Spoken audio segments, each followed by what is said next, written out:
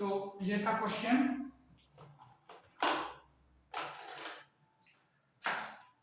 A rectangular loop carry a current I2 is placed near a long straight wire.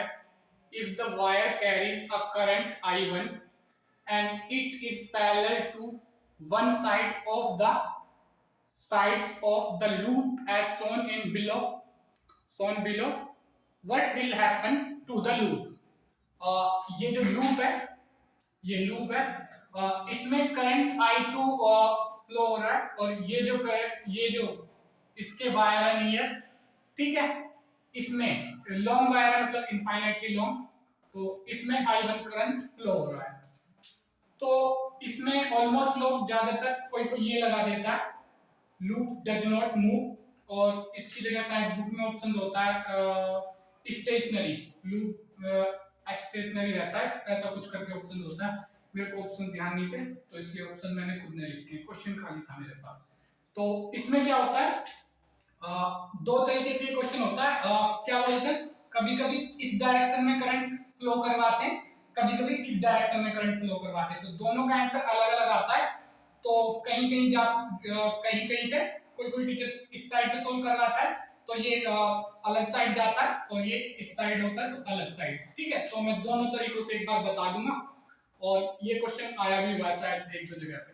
तो सबसे पहले rotate करने की बात करें, अगर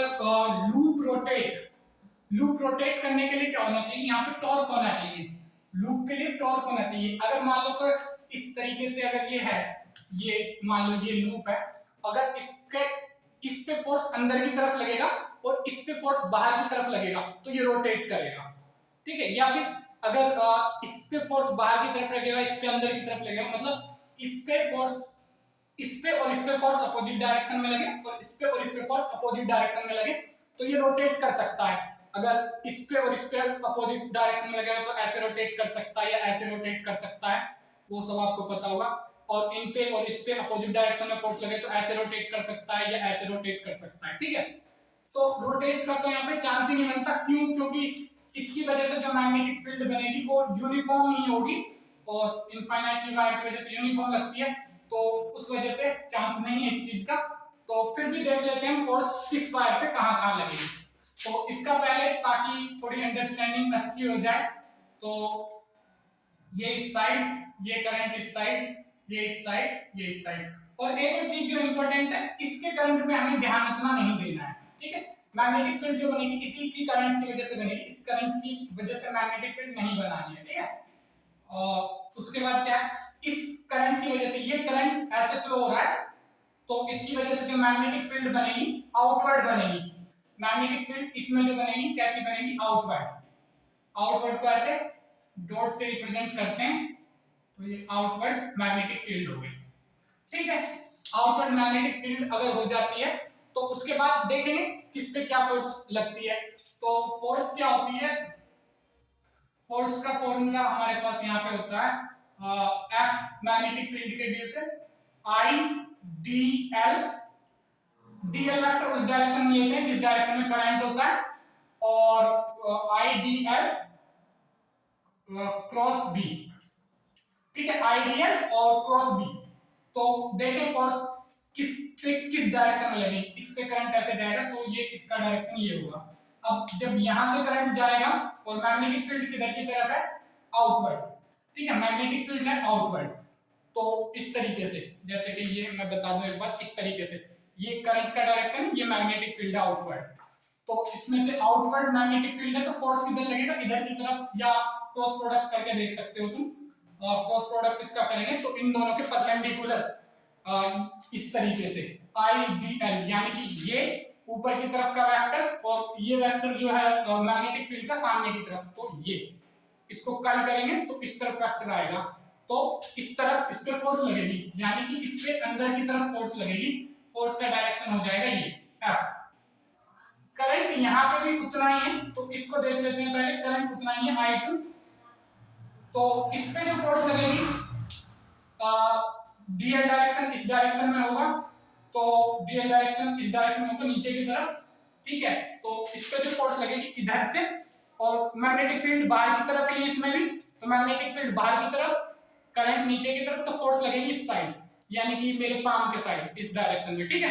तो चाहो तो वैसे डॉट प्रोडक्ट वो क्रॉस प्रोडक्ट करके भी देख सकते हो कि आई का डायरेक्शन क्या है, नीचे की तरफ, और वो फील्ड की किधर की तरफ है, बाहर की तरफ।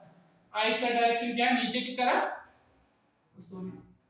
नीचे की तरफ, और फील्ड किधर की तरफ है, नीचे की तरफ आई का डायरेक्शन, फील्ड किधर की तरफ है, बाहर की तरफ। तो कल करोगे तो इस साइड वेक्टर आएगा। तो वेक्टर का तो वैसे आपको लोगों को नॉलेज होगा, तो इधर की तरफ आ जाएगा एफ वेक्टर। ये दोनों इक्वल होंगे, पर एक और चीज जो मैंने बताया था, अपोजिट डायरेक्शन मतलब अगर ये फोर्स बाहर की तरफ लग रहा होता और ये फोर्स अंदर की तरफ लग रहा होता तो ये रोटेट कर जाता, ठीक, कॉइल या लूप। और अब ये इस डायरेक्शन में लग रहा है और ये इस डायरेक्शन में, तो ये मूव नहीं करेगा, इन कम से कम इस डायरेक्शन में नहीं जाएगा और इस डायरेक्शन में जाएगा, क्योंकि फोर्स इक्वल है, ठीक है। और जैसा कि हमने देखा इस एक्सिस के अबाउट रोटेट नहीं कर रहा है, क्योंकि अंदर की तरफ फोर्स नहीं लग रही ना बाहर की तरफ, वायर के अंदर की तरफ कोई फोर्स नहीं, बाहर की तरफ। ये इस साइड है और ये इस साइड है, ठीक है। जैसे कि ये लूप है तो ये इस साइड से है, ये इस साइड से, ठीक है।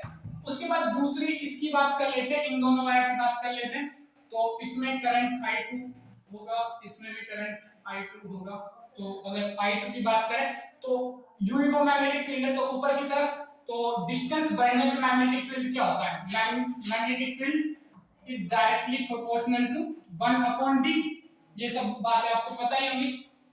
तो यहां से अगर डिस्टेंस, इसका डिस्टेंस कम है, इसका डिस्टेंस कम है, इसका डिस्टेंस ज्यादा है, इसका डिस्टेंस ज्यादा है, जिसका डिस्टेंस ज्यादा है, तो अगर मैं इसकी फोर्स को मान लूं, इस पे इसकी वजह से जो फोर्स लगेगी उसको मैं F2 मान लूं और इसको F1 मान लूं। पहले इन दोनों के डायरेक्शन देख लेते हैं, क्योंकि डायरेक्शन इंपॉर्टेंट है हमारे लिए।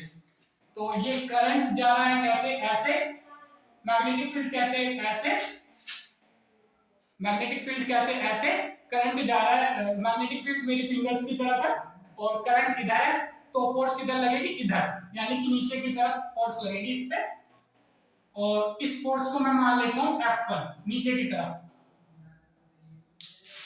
ठीक है। उसके बाद क्या है, सेम यहां से मैं देखूंगा, मैग्नेटिक फील्ड बाहर की तरफ, करंट है मेरा इधर की तरफ, तो फोर्स लगेगी ऊपर की तरफ, फोर्स लगेगी ऊपर की तरफ, ठीक है। तो इधर की तरफ से फोर्स लगेगी ऊपर की तरफ, जो मैं F2 मान लेता हूं। ऑफ कोर्स अगर ये डिस्टेंस ज्यादा है इस वाले वायर का, तो F1 must be less than F2, और इन दोनों का जो नेट रिजल्ट निकलेगा उसमें ये फोर्स ज्यादा होगी और ये फोर्स ज्यादा होगी, तो ये इधर की तरफ मूव करवाएगी जिधर की तरफ फोर्स है, तो ये लूप इधर की तरफ मूव करेगा। इसका एक्सीलरेशन भी F2 माइनस F1, और इसका जो मास होगा वो सब खैर छोड़ो, तो ये इधर की तरफ मूव करेगा, तो यानी कि इनमें अवे फ्रॉम द वायर, ये ऑप्शंस करेक्ट है फिलहाल इस कंडीशन के लिए। सेम प्रोसेस अगर हम करेंगे और इस करंट का डायरेक्शन इसके अपोजिट कर देंगे, जो कि कई जगहों पे करा हुआ है, I1 का करंट का डायरेक्शन इधर की तरफ करेंगे तो मैग्नेटिक फील्ड पूरी उल्टी हो जाएगी, ये इनसाइड बन जाएगी, क्योंकि करंट ऐसे और इनसाइड ऐसे हो जाएगी। साइड वाला केस सेम रहेगा, साइड वाला केस सेम रहेगा, ये साइड वाला केस, ये वाला केस सेम रहेगा। बस फर्क इतना होगा, इस बार जो F फोर्स लगेगी वो इधर की तरफ, और इस पे जो F फोर्स लगेगी वो इधर की तरफ होगी, ठीक है। इन दोनों में सेम प्रोसेस होगा और इनके पास डायरेक्शन चेंज होगा, उसकी वजह से F1 ऊपर की तरफ, F2 नीचे की तरफ। F2 is greater than F1 वो रहेगी तब भी। अब क्योंकि ऊपर जाने वाली फोर्स से नीचे वाले आने वाली फोर्स ज्यादा है, तो उस केस में वायर मूव टुवर्ड वायर, यानी कि लूप जो है टुवर्ड द वायर मूव करेगा, इधर की तरफ मूव करेगा। और मैग्नेटिक इस करंट का डायरेक्शन पलट देंगे तो ऊपर की तरफ जाएगा, करंट का डायरेक्शन जैसा अभी है इस टाइम पे नीचे की तरफ जाएगा, ठीक है। पहले वाला जो केस था उसका ऑप्शन ये सी करेक्ट था, और जो कि मुझको करवाना था, और कुछ जगह पे ये केस उल्टा होता है, जैसे कि अभी है, उस केस में ये नीचे की तरफ जाएगा, ठीक है। Thank you.